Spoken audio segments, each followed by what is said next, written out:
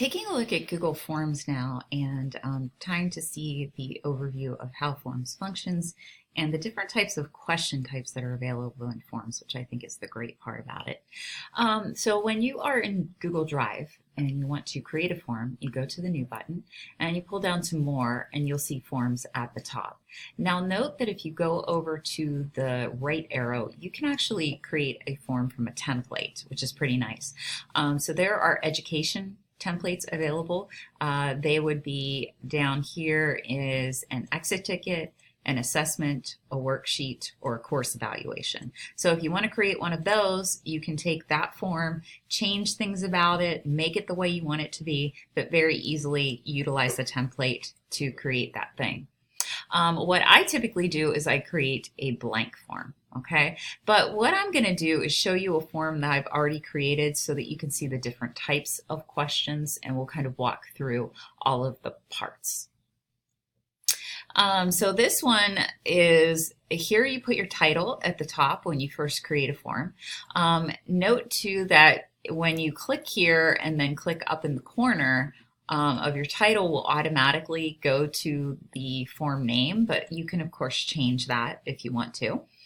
Also, the forms always are in this background color of purple to start out with, but if you don't like that color, you can go over here to the paint palette and you can switch to a different color, obviously. But the other thing you can do is choose an image. And if you choose an image, there's some great images in here that go along well with different themes of your form that you might be creating. So you can kind of take a look and see what works well for you. Some of them are pretty fun. Some of them are very naturey, and you can see, like in this one, for instance, the water is going to move. So maybe I want a relaxing atmosphere. There you go. So it just takes the form and puts that picture at the top of it. But then the rest of the form, it just kind of has a color tint that goes along with it. Okay, I always put a name in the form. Just a good thing to get in the habit of. And note over here that this little tool will let me add questions. I can also import questions. I can add titles and descriptions to my form. I can add images. I could add videos, which I'll show you. And then you can also add a section. Okay. So if I go to the first question here, I just want to show you the possibilities of all the different question types that you have here. And I created one of each of these types just to sort of get you going with this, okay?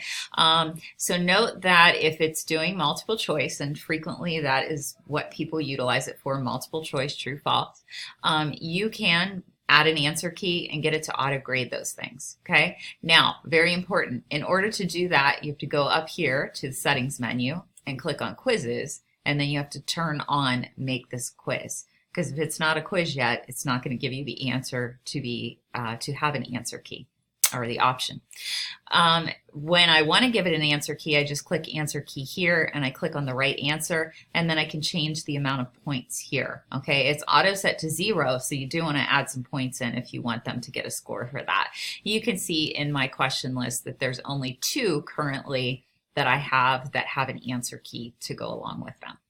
Okay, the other thing that you can do auto grading on, and a lot of people don't know this yet because it's fairly new, is for short answer text. Okay, so if I had a short answer text question that I knew the answer had to be a specific thing, then I can go to answer key here and I can add in what that correct answer is. And then I can say mark all other answers incorrect. So you're only going to want to use that with short answer questions if you know you're looking for an exact term to go along with that, okay? Because otherwise, yes, it is going to mark it wrong for other things. So in this case, this is an open-ended question. This does not have a correct answer. I'm not going to use an answer key for it. I just wanted to point out that that is possible for short answer questions in here as well, and that's something that was recently added.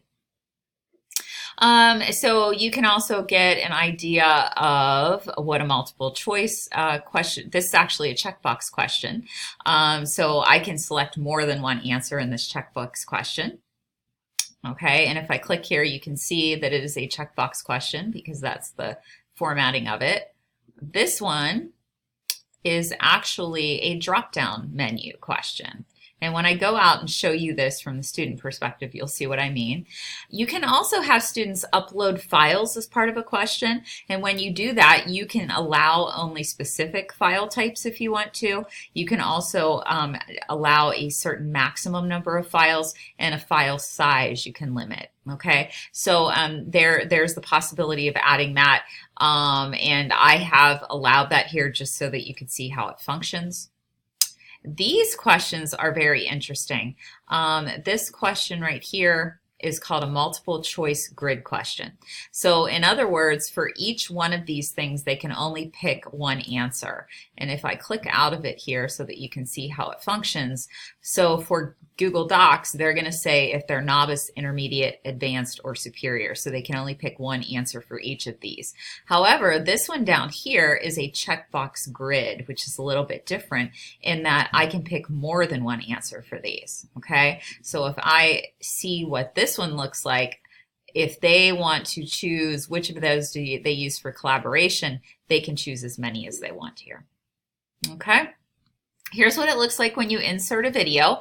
Note here that after you insert the video, and that's going to be using this tool over here, you can go out and search for it on YouTube or whatever. You can align your video the way you want it to. So I have it center aligned, and then I gave it a title. And then I have a question here that follows up on that video. Now, if I'm worried that they might not understand that this question is about that video, what I can do is go down here and say description and say refer to the video above. Okay, so that these little 3 dots in the corner always have different options based on the question type that you're looking at. For instance, if it is multiple choice, I have the option to shuffle the option order on any of those multiple choice questions. Okay. Here is also where that if I created a different page or a different section within my Google Doc, I can go to that section based on an answer. So if you're ever building a survey and say, you know, question number 8 is a yes or no question, but if they say yes, it's going to skip them ahead to a different section of the survey. That is where you might use this type of function. So it works very smoothly. And again, a lot of people don't know that that is an offering in Google Forms. The last 2 types of questions you have, really straightforward, is a date answer or a time answer.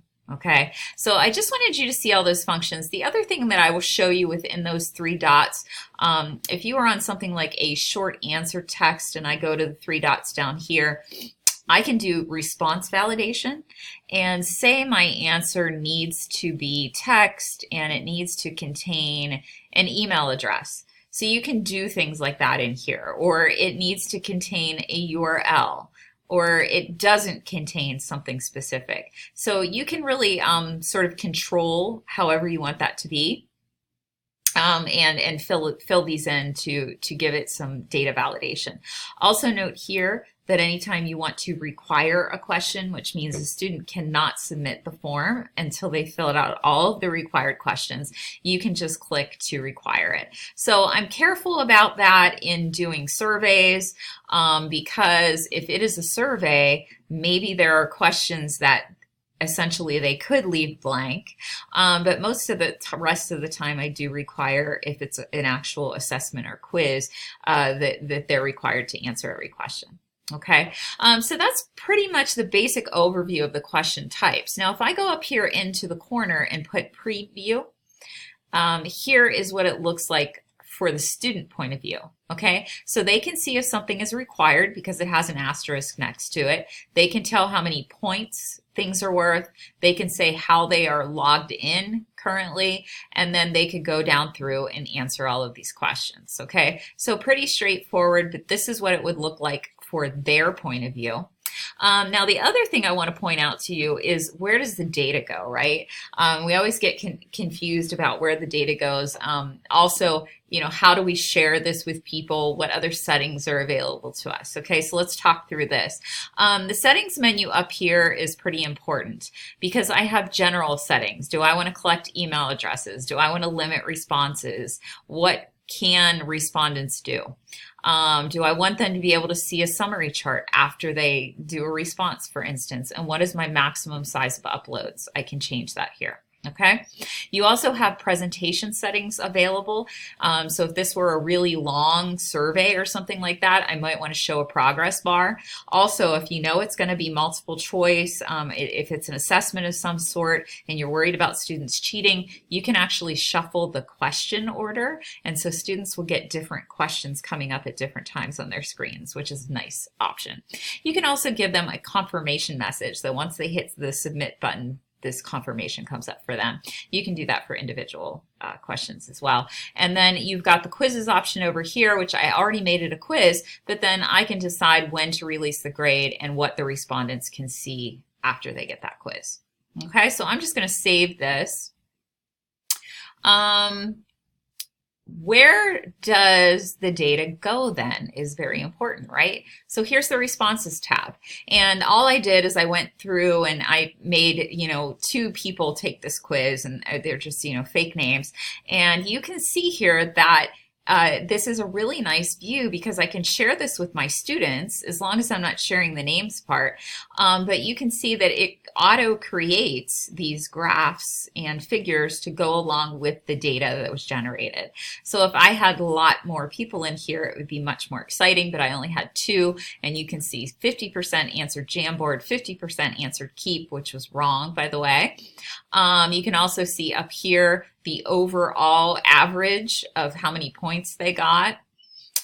You can see down here on the Google Tools how that would generate.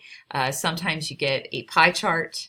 So 100% said that they use docs the most frequently, and so on and so forth. Here are the documents that they connected for me or uploaded, so I can open those here. So you've got a really nice way to get your data. The other thing you can do with your data is you can click here and say create a spreadsheet, and when you create that spreadsheet, your data then is going to transfer over into that spreadsheet. Okay, so you can see here that this is what the spreadsheet looks like. Note at the beginning their score is going to be right here up front. And I've got their names and everything. The other thing you can do with sheets, by the way, is I didn't have to choose to create a new spreadsheet. I could have said to add this to an existing spreadsheet. And what that looks like is that you might have a spreadsheet with data in it, but then over here, you've got different tabs at the bottom. Okay, so every time you connect a new form to a spreadsheet, this is what it's going to do. It's going to add another tab to the bottom of your sheet. Okay, so hopefully that's pretty straightforward for you. I'm going to jump back into this document for just a second. The other thing you can do with a form is send it to people, obviously. Now, if you're a teacher, I would definitely recommend that you use Google Classroom and you send it through there. But maybe you're using this for parents, right? Maybe that's not an option. So you can email forms. You can give a message as well. You can include the form within an email so they can answer it right there. You can give them a hyperlink and access it that way. You can actually take a form and embed it right within a document. Or I'm sorry, a learning management system. So say you use BB Learn, you could put the embeddable form in that or on your teacher website or wherever you need it to. Okay, you can also send things via Facebook and Twitter, but most teachers probably aren't going to use that option. All right, but the hyperlink is really nice. Most people are going to use that one. I have a lot of people that send an email, say, please complete the following form, and just leave the hyperlink there for people to click on. So it's really up to you how you go about that.